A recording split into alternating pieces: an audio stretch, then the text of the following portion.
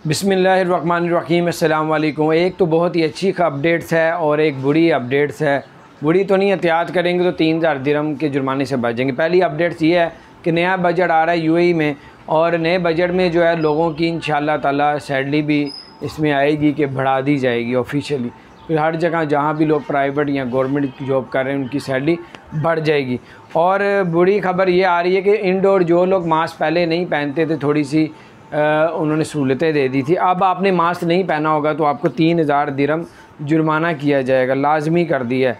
और ये थी कुछ अपडेट्स। उसके अलावा आपको बताते चलें कि जो लोग भी दूसरे मुल्क से आ रहे हैं, अगर आपने वैक्सीन नहीं लगाई तो कोरोना का नेगेटिव टेस्ट आपके पास होना चाहिए।